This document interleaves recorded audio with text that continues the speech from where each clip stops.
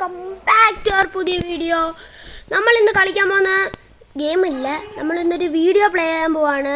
നമ്മൾ ഡിറ്റക്റ്റീവ് മെഹുൽ എന്ന് പറയുന്നൊരു ചോദ്യങ്ങളൊക്കെ ഇടുന്ന ഇതുണ്ട്. നമുക്കതൊന്ന് ട്രൈ ചെയ്ത് നോക്കാം. വേണമെങ്കിൽ സെക്കൻഡ് പാർട്ട് നമുക്കിടാം. ഓക്കെ, നമുക്ക് നേരെ ട്രൈ ചെയ്യാം. ഓക്കെ, നോക്കട്ടെ. മെഹുൽ കാർ ഓടിക്കുന്നതിൽ എക്സ്പേർട്ട് ആയിരുന്നു. മെഹുലിന് ട്രക്ക് ഓടിക്കാൻ അറിയില്ലായിരുന്നു. ഒരു ദിവസം മെഹുൽ വെറുതെ ഇരിക്കുകയായിരുന്നു. അപ്പോൾ അവന് തോന്നി ട്രക്ക് ഓടിക്കാൻ പരിശീലിക്കുന്നത് നല്ലതായിരിക്കുമെന്ന്. മെഹുൽ വേഗത്തിൽ തന്നെ തന്റെ കാർ എടുത്ത് ട്രക്ക് ഡ്രൈവിംഗ് കമ്പനിയിലേക്ക് പോയി. അവിടുത്തെ മാനേജർ മെഹുലിനെ കണ്ടപ്പോൾ തന്നെ എഴുന്നേറ്റ് നിന്നു. മാനേജർ മെഹുലിനെ ഗ്രൗണ്ടിലേക്ക് കൂട്ടിക്കൊണ്ടുപോയി. 3 ട്രക്കുകൾ നിർത്തിയിട്ടിട്ടുണ്ടായിരുന്നു. മെഹുൽ നിന്ന് ആ 3-ൽ നിന്നും ഏതെങ്കിലും ഒരെണ്ണം തിരഞ്ഞെടുക്കണമായിരുന്നു. നിങ്ങൾക്ക് പറയാമോ ആ 3 ട്രക്കിൽ നിന്നും ഏത് ട്രക്കായിരിക്കും മെഹുൽ തിരഞ്ഞെടുക്കുകയെന്ന്?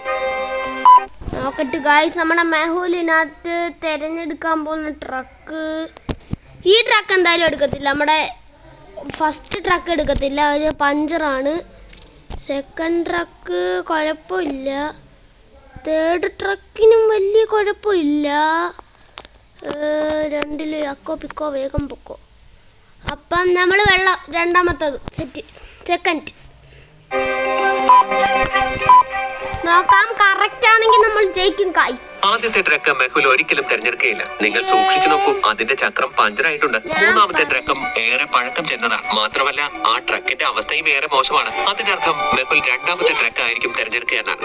ഡ്രൈവിംഗ് കമ്പനിയുടെ മാനേജർ ഒരു ട്രക്ക് ഡ്രൈവറെ മെഹുലിന് വിട്ടുകൊടുക്കുന്നു. ആ ട്രക്ക് ഡ്രൈവർ ട്രക്ക് സ്റ്റാർട്ട് ചെയ്ത് മൈതാനത്തിന് പുറത്തേക്ക് ഓടിച്ചുകൊണ്ടുപോകുന്നു. മെഹുൽ ആ ഡ്രൈവറിന്റെ തൊട്ടരികിലുള്ള സീറ്റിലേക്ക് കയറിയിരിക്കുന്നു. അവർ രണ്ടുപേരും ട്രക്കുമായി നഗരത്തിന് പുറത്തേക്കുള്ള റോഡിലേക്ക് കിടക്കുന്നു.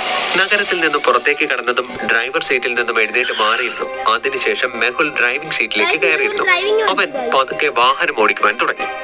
ആഹാ, ട്രക്ക് ഓടിക്കാൻ നല്ല രസമുണ്ടല്ലോ. മെഹുൽ പതിയെ ട്രക്ക് ഓടിച്ചു പോവുകയായിരുന്നു. അപ്പോൾ മെഹുലിന്റെ ശ്രദ്ധ റോഡിനരികിൽ നിർത്തിയിട്ടിരുന്ന ഒരു കാറിൽ ചെന്നപ്പെടുന്നു. ഈ കാറിന് ആക്സിഡന്റ് പറ്റിയിരിക്കുന്നുവെന്നാണ് തോന്നുന്നത്. മെഹുൽ കാറിലേക്ക് നോക്കിയപ്പോൾ ആ കാർ ഡ്രൈവറിന്റെ തലയിൽ നിന്ന് രക്തമൊഴുകുന്നുണ്ടായിരുന്നു. അയാളുടെ മരണവും സംഭവിച്ചിരുന്നു.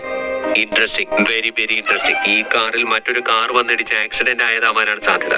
ലോജിക്കൽ ആർമി, ഈ കാറിന് ആക്സിഡന്റ് പറ്റിയതാണെന്ന് മെഹുലിന് എന്തുകൊണ്ടായിരിക്കും തോന്നിയത്? വണ്ടിയുടെ ഫ്രണ്ട് ഒത്തും ചളിങ്ങിയിരിക്കുന്നുണ്ടായിരിക്കും. കാറിന്റെ മുൻഭാഗത്ത് സൂക്ഷിച്ചു നോക്കിയാൽ കാര്യം മനസ്സിലാകും. അതിന്റെ ബോണറ്റ് പൂർണ്ണമായും തകർന്നു പോയിട്ടുണ്ട്. എന്നാൽ അവിടെ അടുത്തെങ്ങും ഒരു മരം പോലുമില്ല. അപ്പോൾ ആ കാർ എന്തിലായിരിക്കും ചെന്നിടിച്ചിട്ടുണ്ടാവുക? അതിനർത്ഥം ഈ കാറിൽ മറ്റൊരു കാർ വന്നിടിച്ച് ആക്സിഡന്റ് ആയിട്ടുണ്ടാവും. ഇതാ പിടിച്ചോ കാറിന്റെ ചാവി. ട്രക്കുമായി തിരിച്ചു വയ്ക്കോ, എന്നിട്ട് എന്റെ കാറുമായി തിരികെ വരണം. ആ ട്രക്ക് ഡ്രൈവർ ട്രക്കുമായി തിരികെ പോയി. അതിനുശേഷം മെഹുൽ കാർ നന്നായി പരിശോധിക്കുവാൻ തുടങ്ങി. മെഹുൽ ഡെഡ് ബോഡിയെ തൊട്ടില്ല, കാരണം അവന്റെ കയ്യിൽ ഗ്ലൗസ് ഉണ്ടായിരുന്നില്ല. അത്തരം സാധനങ്ങളെല്ലാം തന്നെ മെഹുലിന്റെ കാറിലായിരുന്നു വെച്ചിരുന്നത്.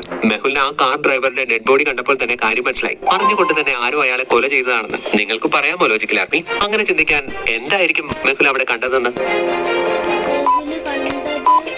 വെടിവെച്ചത് കണക്കുണ്ട്, അത് കണ്ടത്. കാർ ഡ്രൈവറുടെ തലയിൽ നിന്നും ഒരുപാട് രക്തമൊഴുകുന്നുണ്ടായിരുന്നു. പക്ഷേ കാറിന്റെ മുന്നിലെ ഗ്ലാസ് പൊട്ടിയിട്ടുണ്ടായിരുന്നില്ല. തന്നെയുമല്ല, തല എന്തിലെങ്കിലും ചെന്ന് ഇടിച്ചതായ ഒരു തെളിവ് പോലും ആ ഡ്രൈവറുടെ അടുത്തൊന്നും തന്നെ ഉണ്ടായിരുന്നില്ല. എന്നാൽ ഡ്രൈവറുടെ തൊട്ടരികിലുള്ള കാറിന്റെ ഗ്ലാസ് പൊട്ടിയിട്ടുണ്ട്. അതും അതിന്റെ ഒത്ത നടുവിലായിട്ടാണ് പൊട്ടിയിട്ടുള്ളത്. അതിനർത്ഥം ആരോ ഡ്രൈവറിന്റെ അരികിലുള്ള ജനലിലൂടെ ആവും ആക്രമിച്ചിട്ടുണ്ടാവുക. അല്ലായിരുന്നുവെങ്കിൽ ആക്സിഡന്റിന് ശേഷം മുന്നിലെ ചില്ല് പൊട്ടിയേനെ. അങ്ങനെയാണെങ്കിൽ ഇങ്ങനെ ഒരു അടയാളം ഉണ്ടാകാൻ പാടില്ലായിരുന്നു. അല്പനേരത്തിന് ശേഷം ട്രക്ക് ഡ്രൈവർ മെഹുലിന്റെ കാറുമായി അവിടേക്ക് എത്തുന്നു. മെഹുൽ തന്റെ കാറിൽ നിന്നും ഇറങ്ങിയിട്ട് ഗ്ലൗസ് ധരിക്കുന്നു. എന്നിട്ട് ആ ഡെഡ് ബോഡിയെ പരിശോധിക്കുന്നു. മെഹുലിന് അയാളുടെ ലൈസൻസ് കിട്ടുന്നു. അയാളുടെ പേര് മനീഷ് എന്നായിരുന്നു. ലൈസൻസിൽ മനീഷിന്റെ അഡ്രസ്സും ഉണ്ടായിരുന്നു. പെട്ടെന്ന് തന്നെ ഡെഡ് ബോഡിയെ തന്റെ കാറിലേക്ക് വയ്ക്കുന്നു. പോലീസിനെ കോൾ ചെയ്ത് അവിടേക്ക് വിളിപ്പിക്കുന്നു. ഞാൻ മനീഷിന്റെ ഡെഡ് ബോഡി പോസ്റ്റ്മോർട്ടം ചെയ്യുവാനായി കൊണ്ടുപോവുകയാണ്. എല്ലാ നടപടികളും പൂർത്തിയാക്കുവാൻ വേണ്ട ഏർപ്പാടുകൾ ചെയ്യണം. നിങ്ങളുടെ പരിശോധന തുടങ്ങിക്കൊള്ളൂ. മെഹുൽ ആ ട്രക്ക് ഡ്രൈവറെ ആദ്യം അദ്ദേഹത്തിന്റെ കമ്പനിയിൽ ഇറക്കി കൊടുക്കുന്നു. അതിനുശേഷം ഡോക്ടർ സഞ്ജനയുടെ ലാബിൽ ചെല്ലുന്നു. ലാബിന്റെ വാതിൽ ഒരു ലോജിക്കൽ പാസ്വേഡ് കൊണ്ട് അടച്ചിട്ടതാണ്. ഓഡ് വൺ ഔട്ട് എന്ന ബട്ടൺ അമർത്തിയാൽ നിങ്ങൾക്ക് ലാബിനുള്ളിലേക്ക് പ്രവേശിക്കാം. ഓക്സിജൻ, ഹൈഡ്രജൻ, വാട്ടർ, നൈട്രജൻ, ഇതിലേതാണ് ഓഡ് വൺ ഔട്ട്? ചിന്തിക്കൂ ലോജിക്കൽ ആർമി. വാട്ടർ കാര്യം, ബാക്കി മറ്റേതൊക്കെ ഒരൊക്കെ ഉള്ളു, ഇത് 2 അക്ക ഉണ്ട്. H2O, മറ്റേക്ക് O2 ഉള്ളു. O2 H2 അങ്ങനെ. മെഹുൽ വാട്ടർ ക്ലിക്ക് ചെയ്തു, കാരണം അത് കോമ്പൗണ്ട് ആണ്. ബാക്കിയുള്ളത് എലമെന്റ്സ് ആണ്. അവ നേരിട്ട് പീരിയോഡിക് ടേബിളിൽ നിങ്ങൾക്ക് കിട്ടും. വാട്ടർ H2O എന്ന കോമ്പൗണ്ട് ആണ്. അത് ഒന്നിലധികം എലമെന്റ്സിൽ നിന്നാണ് ഉണ്ടാവുന്നത്. ലാബിന്റെ ഉള്ളിലിരുന്ന് doctor Sanjana H the ghost hunter series കാണുകയായിരുന്നു. നിങ്ങൾക്കും H the ghost hunter series ഇഷ്ടമാണോ? എനിക്കും H the ghost hunter series വളരെ ഇഷ്ടമാണ്. എന്താ, നിങ്ങൾക്കും ഇഷ്ടമാണോ ലോജിക്കൽ ആർമി? മെഹുൽ മനീഷിന്റെ ഡെഡ് ബോഡി ലാബിൽ കൊണ്ടുചെന്ന് വെക്കുന്നു. ഡോക്ടർ സഞ്ജനയോട് എത്രയും പെട്ടെന്ന് ഈ ബോഡി പോസ്റ്റ്മോർട്ടം ചെയ്യുവാൻ ആവശ്യപ്പെടുന്നു. പിന്നീട് മെഹുൽ തന്റെ കാറുമായി മനീഷിന്റെ വീട്ടിലേക്ക് പുറപ്പെടുന്നു. മെഹുൽ മനീഷിന്റെ വീട്ടിലെത്തുന്നു. അവിടുത്തെ കാഴ്ച കണ്ട മെഹുൽ ആകെ കൺഫ്യൂഷൻ. അവിടെ 3 വീടുകൾ ഉണ്ടായിരുന്നു. ആ വീടുകളിലെല്ലാം തന്നെ മനീഷ് എന്ന ആളിന്റെ കല്യാണം നടക്കുകയാണ്. Interesting, very very interesting. ഇനി എങ്ങനെയാണ് മനസ്സിലാവുക മനീഷിന്റെ വീട് ഇതിൽ ഏതാണെന്ന്? പറയൂ ലോജിക്കൽ ആർമി, ആരുടെ മരണമാണ് ശരിക്കും സംഭവിച്ചത്? ആ മനുഷ്യന്റെ വീട് ഇതിൽ ഏതാണെന്ന് ചിന്തിക്കൂ.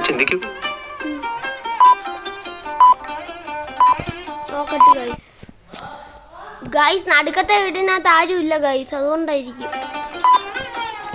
ആദ്യത്തെ വീട്ടിൽ കല്യാണ പെണ്ണും ചെക്കനും കൈപിടിച്ച കല്യാണ മണ്ഡപം മലമയ്ക്കായിരുന്നു. ആ മനീഷ് അവിടെ തന്നെ ഉണ്ടായിരുന്നു. 3-ാമത്തെ വീട്ടിൽ ഒരു മനുഷ്യന്റെ ശരീരം മുഴുവനും മഞ്ഞൾ തേച്ചിട്ടുണ്ടായിരുന്നു. അതിനർത്ഥം ഇതായിരിക്കും കല്യാണം കഴിക്കുന്ന മനീഷ്. ആരുടെയാണ് കല്യാണം അവരുടെ ശരീരം മുഴുവനും മഞ്ഞൾ തേക്കുന്ന പതിവുണ്ട്. എന്നാൽ 2-ാമത്തെ വീട്ടിൽ നോക്കിയാൽ അലങ്കാരങ്ങളൊക്കെ ഉണ്ട്. പക്ഷേ അവിടെ മനീഷ് ഉള്ളതായി ഒരു പ്രൂഫുമില്ല.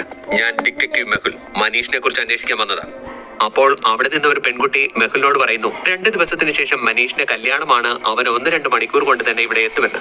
മനീഷ് ഇനി തിരിച്ചു വരില്ല, അവൻ മരണപ്പെട്ടിരിക്കുന്നു. ആരോ മനഃപൂർവ്വം അവനെ ആക്സിഡന്റിൽ അപായപ്പെടുത്തി കൊല ചെയ്തതാണ്. ഇത് കേട്ടതും ആ പെൺകുട്ടി അവിടെ ഇരുന്ന് കരയുവാൻ തുടങ്ങി. മെഹുൽ മനീഷിന്റെ അച്ഛനോട് കാര്യങ്ങളെല്ലാം സംസാരിക്കുന്നു. സത്യത്തിൽ മനീഷിന് ആരോടെങ്കിലും എന്തെങ്കിലും തരത്തിലുള്ള ശത്രുത ഉണ്ടായിരുന്നു. അത് കേട്ടപ്പോൾ മനീഷിന്റെ അച്ഛൻ പറഞ്ഞു മനീഷ് ദിവ്യയെ കല്യാണം കഴിക്കുവാൻ ഇരുന്നതാണ്. പക്ഷേ അങ്കിത് എന്ന പേരുള്ള ഒരു പയ്യൻ ദിവ്യയെ ഇഷ്ടപ്പെട്ടിരുന്നു. ഇതിന്റെ പേരിൽ അവർ തമ്മിൽ ചെറുതും വലുതുമായി ഒരുപാട് വഴക്കും തർക്കങ്ങളും ഒക്കെ ഉണ്ടായിട്ടുണ്ടെന്ന്. മെഹുൽ അങ്കിതിന്റെ അഡ്രസ് അദ്ദേഹത്തിൽ നിന്നും വാങ്ങി അവിടെ നിന്നും അങ്കിതിന്റെ ഓഫീസിലേക്ക് പുറപ്പെടുന്നു. ഓഫീസിലെത്തിയ മെഹുൽ പെട്ടെന്ന് തന്നെ അങ്കിതിനെ ചോദ്യം ചെയ്യുവാൻ തുടങ്ങി. സത്യം പറഞ്ഞു, നീ മനീഷിനെ എന്തിനാ കൊന്നത്? അങ്കിത് പറഞ്ഞു ഒരാഴ്ച മുൻപ് എനിക്കും മനീഷിനും ഇടയിൽ ചില വാക്ക് തർക്കങ്ങൾ ഉണ്ടായിരുന്നുവെന്ന്. പക്ഷേ താൻ കഴിഞ്ഞ ഒരാഴ്ചയായി പെയിന്റിംഗ് ക്ലാസ്സിൽ ട്രെയിനിങ്ങിലായിരുന്നുവെന്ന്. ഇപ്പോൾ 1 മണിക്കൂർ മുൻപാണ് ഓഫീസിലെത്തിയതെന്നും. അതിനുശേഷം അങ്കിത് മെഹുലിന് തന്റെ ഒരാഴ്ചത്തെ പെയിന്റിങ്ങുകളെല്ലാം കാണിച്ചു കൊടുക്കുന്നു. ആ പെയിന്റിംഗ് കണ്ട മെഹുലിന് അങ്കിത് തന്നെ പൊട്ടം കളിപ്പിക്കുകയാണെന്ന കാര്യം മനസ്സിലായി. ലോജിക്കൽ ആർമി, എന്താ നിങ്ങൾക്ക് കാര്യം പിടികിട്ടിയോ? ചിന്തിക്കൂ. ഗൈസ് എല്ലാത്തിനകത്തുള്ള ഡേറ്റ് വേറെയാണ്. ആദ്യത്തെ പെയിന്റിംഗ് 2022 ഫെബ്രുവരി 26-നാണ് ചെയ്തത്. എന്നാൽ അവസാനത്തെ പെയിന്റിംഗ് മാർച്ച് 3, 2022-നാണ് ചെയ്തത്. 2-ാമത്തെ പെയിന്റിംഗിൽ 29 ഫെബ്രുവരി 2022 എന്നാണ് എഴുതിയിട്ടുള്ളത്. ഫെബ്രുവരിയിൽ 29 ദിവസങ്ങൾ 4ന്റെ ഗുണിതങ്ങളായിട്ടുള്ള വർഷങ്ങളിലാണ് വരുന്നത്. 22-ൽ വരാൻ ഒരു സാധ്യതയുമില്ല. മെഹുൽ അങ്കിതിനെ അപ്പോൾ തന്നെ പിടികൂടുവാൻ ഒരുങ്ങുന്നു. എന്നാൽ അങ്കിത് മെഹുലിനെ തള്ളി വീഴ്ത്തിയിട്ട് ഓടിപ്പോകുന്നു. എന്നാൽ മെഹുൽ അങ്കിതിനെ പിന്തുടരുന്നില്ല. ലോജിക്കൽ ആർമി, മെഹുൽ അങ്ങനെ ചെയ്യാത്തത് എന്തുകൊണ്ടായിരിക്കുമെന്ന് പറയാമോ? I don't know guys. Ankit എവിടേക്കാണോ ഓടിപ്പോയത് ആ ഭാഗത്ത് നിലത്ത് പച്ച നിറത്തിലുള്ള മാറ്റ് വിരിച്ചിട്ടുണ്ടായിരുന്നു. മെഹുൽ ആ മാറ്റ് ഒരു സൈഡിൽ നിന്ന് പിടിച്ചു വലിച്ചിട്ടു. അങ്കിത് മുഖമടിച്ച് താഴെ വീണു പോകുന്നു. ആ വീഴ്ചയിൽ അങ്കിതിന്റെ മൂക്ക് പൊട്ടി ചോര ഒഴുകുവാനും തുടങ്ങി. കണ്ടോ, ഓടിപ്പോകാൻ ശ്രമിച്ചതിന്റെ ഫലം എന്താണെന്ന്? എന്തിനാ മനീഷിനെ കൊന്നത്? അപ്പോൾ മനീഷ് പറയുവാൻ തുടങ്ങി താൻ ദിവ്യയെ കല്യാണം കഴിക്കുവാൻ ആഗ്രഹിച്ചിരുന്നുവെന്ന്. പക്ഷേ ദിവ്യ മനീഷിനെയാണ് കല്യാണം കഴിക്കുവാൻ ആഗ്രഹിച്ചതെന്ന്. അതുകൊണ്ട് സുപാരി നൽകി മനീഷിനെ കൊന്നുവെന്ന്. മെഹുൽ അങ്കിതിനെയും കൂട്ടി ആ സുപാരി കില്ലറിനെ കാണുവാനായി ചെല്ലുന്നു. മെഹുൽ പോകുന്ന വഴി തന്നെ തന്റെ വസ്ത്രങ്ങൾ മാറി ധരിച്ചു. ഓ അങ്കിത് ഭായ്, ഇനി ആരെയാ തട്ടേണ്ടത്? അങ്കിത് സുപാരി കില്ലറിനോട് പറഞ്ഞു ഇതെന്റെ ഒരു സുഹൃത്താണ്, അവൻ ഒരാളുടെ കൈയും കാലും ഒടിക്കണമെന്ന്. നിന്റെ കാര്യമെല്ലാം നടക്കും, പക്ഷേ കുറച്ചധികം ചിക്കിലി ഇറക്കേണ്ടി വരും. നീ പണത്തിന്റെ കാര്യം ഓർത്ത് വേവലാതിപ്പെടേണ്ട. പക്ഷേ ഇപ്പോൾ നീ എന്റെ കൂടെ വരേണ്ടി വരും. കാരണം ആരുടെ കൈയും കാലുമാണോ ഓടിക്കാൻ പറഞ്ഞത് അവൻ ഇന്ന് രാത്രി തന്നെ ഈ നഗരം വിട്ടുപോകും. ഇത് കേട്ടതും സുപാരി കില്ലർ തന്റെ ഗ്യാങ്ങുമായി അങ്കിതിനും മെഹുലിനും ഒപ്പം പുറപ്പെടുന്നു. പോകുന്ന വഴിക്ക് മെഹുൽ പോലീസിന് ഒരു മെസ്സേജ് അയക്കുന്നു. അവർ പോയ വഴിക്ക് തന്നെ പോലീസ് ഫോഴ്സ് മുഴുവൻ സേനയുമായി ഇരച്ചെത്തി ആ സുപാരി കില്ലറിനൊപ്പം അദ്ദേഹത്തിന്റെ മുഴുവൻ ഗ്യാങ്ങിനെയും പിടികൂടുന്നു. Case solved. Detective Mehul rocks. അപ്പോൾ ഗായ്സ് നമ്മുടെ വീഡിയോ ഇത്ര ഉള്ളായിരുന്നു ഗായ്സ്. നമുക്ക് മാക്സിമം പറയാൻ പറ്റുന്നതിൻ്റെ അത്ര നമ്മൾ പറഞ്ഞിട്ടുണ്ട്. നമുക്കിനി ഇതിൻ്റെ സെക്കൻഡ് പാർട്ട് ആണോ നിങ്ങൾ കമൻറ്റ് ചെയ്യുക. ഓക്കെ, അപ്പോൾ ശരി.